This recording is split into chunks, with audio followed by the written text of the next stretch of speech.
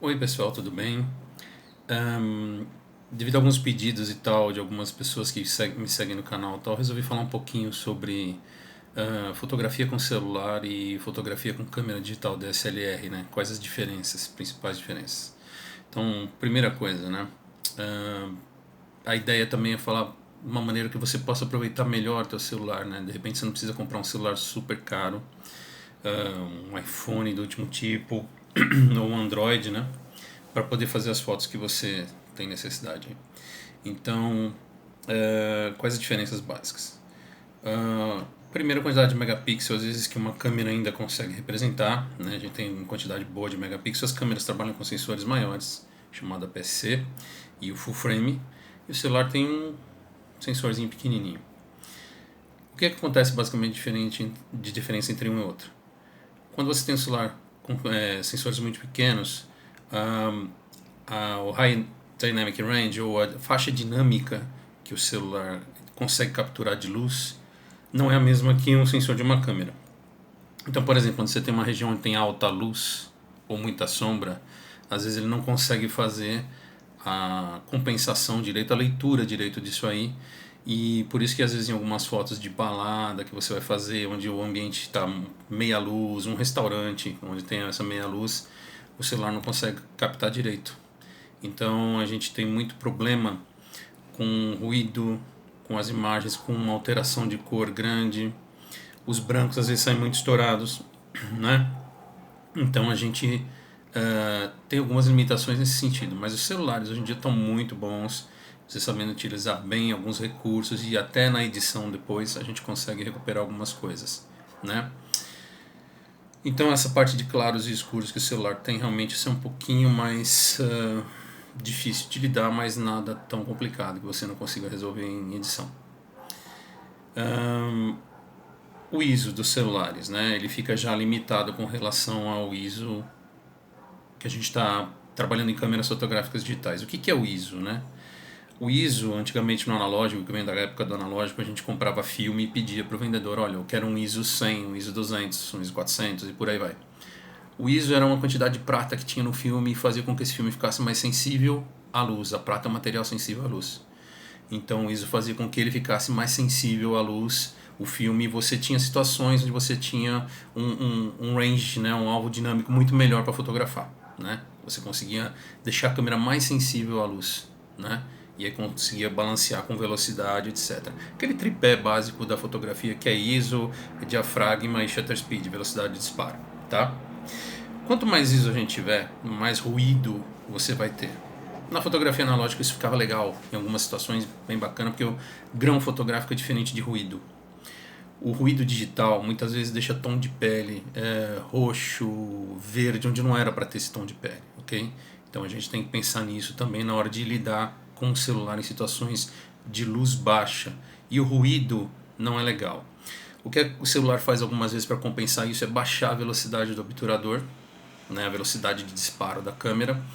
E aí você tem aquelas fotos tremidas e não sabe por que tremeu. Você tentei segurar o melhor possível, a foto tremeu. Sensação de arrasto, que ele também dá uma sensação de arrasto.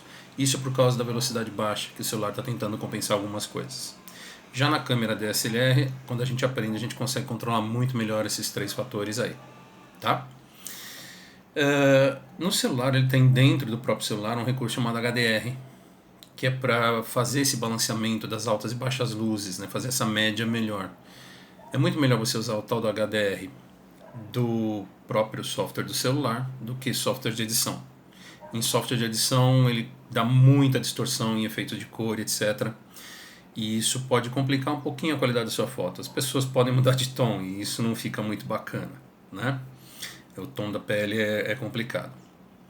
Uma outra coisinha que é legal, que eu falo nos meus workshops de fotografia com celular, né, é a composição fotográfica, tá? Procura deixar a pessoa centralizada na cena. Você fala, mas centralizar não é legal, tem a história da regra dos terços, lá. Ok, bacana, a gente usa muito isso da regra dos terços.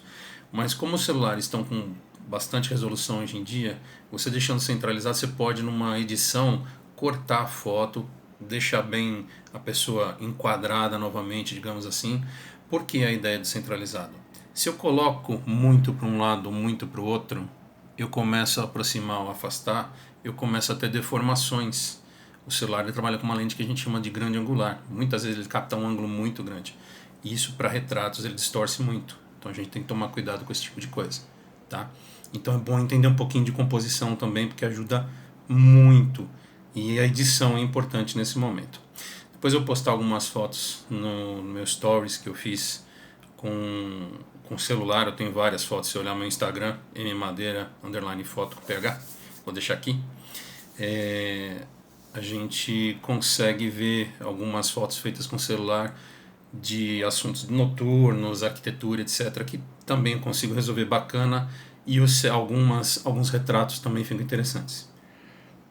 Os celulares novos hoje em dia, muitos vêm com um efeitinho para lidar com a tal da profundidade de campo, né? Que vocês estão vendo com uma certa nitidez atrás de mim e tal, aqui no meu escritório e tal. E tem celulares que já fazem esse efeito com uma certa forçadinha até por software, tá? O efeito que a gente chama de bokeh, esse desfoque, mexer com a profundidade de campo, você pode conseguir melhor quando você deixa o assunto distante de paredes, etc., né? Um prato de comida que você está fotografando, você põe uma certa distância, você dá uma ênfase no assunto e atrás você tem um desfoque. Isso fica interessante para dar prioridade para alguns assuntos na cena, né? Isso pode ficar bacana, mas você às vezes consegue esse efeito afastando as pessoas do fundo e deixando algo, um efeito mais suave, porque de repente cabelo tal, começar a desfocar muito, não fica interessante.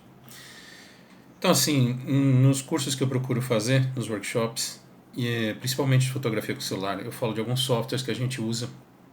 Eu gosto de usar o Snapseed, que é da Google, é um software gratuito. Ele lembra em muita coisa, alguns recursos que o próprio Photoshop tem. Eu já lido com Photoshop há 23 anos que eu mexo com software, dou aula na área, dou aula disso, né? Trabalhei no Senac, na Impacta, e atualmente estou na Impacta e faço serviços de consultoria e tal. Então o Snapseed é um software bem bacana, eu ensino ele no workshop, pelo menos as funções básicas, né? Tem um software também muito bacana que é o Pixlr, que tem algumas coisinhas interessantes, os overlays, alguns ajustes. O Lightroom eu tenho no celular também, mas ele é um pouquinho pesado, então o Lightroom é legal quando você for fazer integração das suas fotos do celular com a sua foto do computador, com a cloud da Adobe, que é bacana você ter isso. E eu dou uma dica de uma série de outros softwares gratuitos que a gente pode trabalhar. Costumo fazer esse workshop aqui na região da Paulista, que é próximo onde eu moro, tá? E eu faço os dois, workshop de celular e com câmera fotográfica digital. Mesmo quem tem a câmera básica, esse workshop é para conhecimentos iniciais, para a pessoa entender e sair do automático da câmera. O que é importante é isso, saia do automático, seja mais criativo, melhore suas fotos e venda até material. Vai ser bacana para vocês. Espero poder ajudar. Qualquer coisa, entre em contato comigo via DM. Tem meu site também, marciomadeira.com.br. Estou à disposição de vocês. Obrigado, um abraço.